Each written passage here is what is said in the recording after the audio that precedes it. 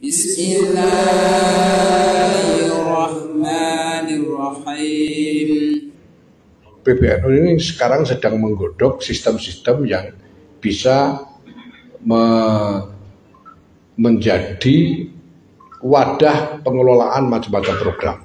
Misalnya, kita mau bikin sistem untuk pengelolaan perguruan tinggi secara terpadu seluruh Indonesia, sehingga pengelolaannya nanti ini terkoordinasi oleh PBNU. Nanti ada sistemnya. Nah, selama ini yang resmi perguruan tinggi didirikan atas nama NU itu ada 43 perguruan tinggi. Ya. Tapi dari 43 ini yang betul-betul sudah jalan secara normal, kurang lebih normal sebagai perguruan tinggi, dari 43 itu cuma 8. Selebihnya 35 itu ya layamutu walayahya, alias orang mutu kakean biaya gitu. Nah, tapi kita buat sistem sedemikian rupa supaya nanti yang lain juga bisa terangkat standarnya, tapi di dalam koordinasi pengelolaan secara nasional. Begitu juga dengan madrasah-madrasah. Kita ini punya kira-kira sekitar 21.000 madrasah dan sekolah di lingkungan NU. Banyak yang pakai ma'arif, banyak yang pakai yayasan dan lain sebagainya, tapi di lingkungan NU. Tapi semuanya sudah diurus masing-masing, nggak jelas, tidak karu-karuan, kita sampai bingung caranya. Nah, nanti kan kita buat sistem dan kemudian kita rekrut, walaupun tidak sampai 21.000, kita rekrut sebagian dari itu untuk masuk sistem. Misalnya kita rekrut antara 3.000 sampai 5.000 madrasah targetnya untuk masuk sistem, dan kalau dia masuk sistem dia akan dapat keuntungan, kita akan kasih insentif. Nah, kalau ada yang belum masuk kepengen dapat insentif, ya silahkan masuk sistem dulu dengan syarat dan ketentuan berlaku, kira-kira gitu. Nah, nanti ini kita harapkan bisa memasukkan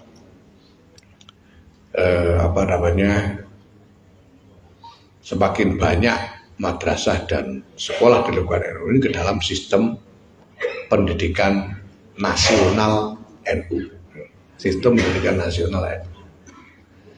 Nah, demikian juga nanti dalam soal kegiatan-kegiatan dakwah, kesehatan, rumah sakit dan sebagainya. Ini nanti kita buat sistemnya yang akan terkoordinir secara nasional. Dalam bahasa yang kemarin saya gunakan, kita ini ingin mengembangkan cara pengelolaan organisasi laksana pemerintahan.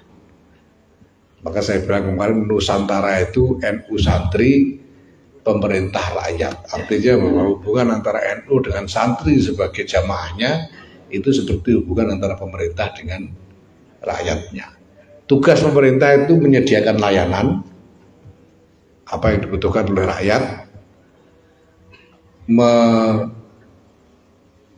memobilisasi, menggalang sumber daya supaya bisa dibagi kembali untuk kemaslahatan rakyat. Kemudian membuat aturan-aturan supaya layanan yang disediakan oleh pemerintah ini bisa didapatkan oleh rakyat secara adil dan terbuka, transparan. Supaya tidak ada yang selintutan di dalam mendapatkan layanan itu.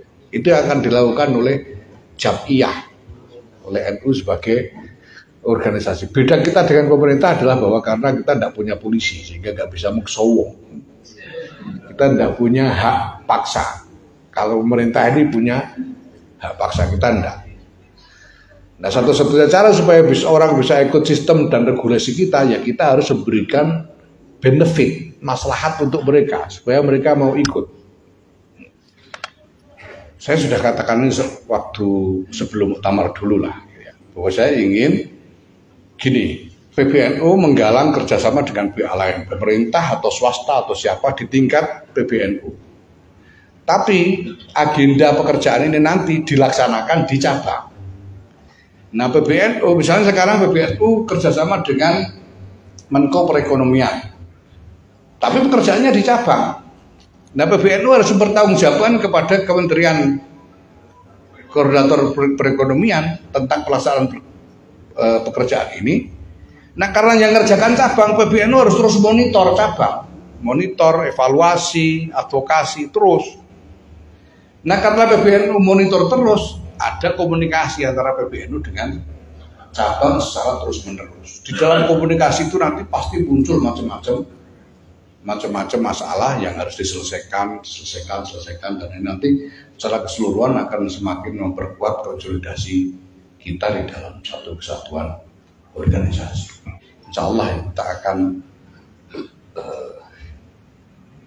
memiliki kesempatan untuk berkomunikasi secara lumintu, secara kontinu. Dan itu berarti cabang secara kelembagaan, wilayah secara kelembagaan dengan PBNU secara kelembagaan. Jadi tidak usah maksa-maksa ketua umum datang.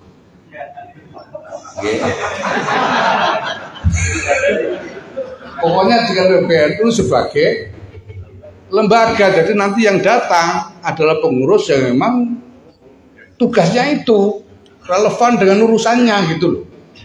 Tidak usah maksa ketua umum. Nah pekerjaannya ketua umum itu yang mengelola semua ini sebagai satu tatanan pemerintahan dalam tanda kutip. Jadi mohon jangan undang ketua umum untuk mau itu karena itu di luar kontrak. Saya kan sudah bilang sejak awal, saya ini ngelamar pekerjaan, udah dapat kontraknya ini gitu ya. Mau untuk hasanah itu di luar kontrak. Jadi kalau saya mau untuk hasanah itu melanggar kontrak. Tidak usah lah ya. Rebutan khitanan mau itu hasanah ketua umum apa itu tidak usah. Banyak balik lain yang lebih enak didengar pidatonya daripada ketua umum kok ya. Yang lain aja. Ketua umum ini parahan. Ya pokoknya gitulah ya. Supaya kita itu lebih jelas itu pembagian tugasnya.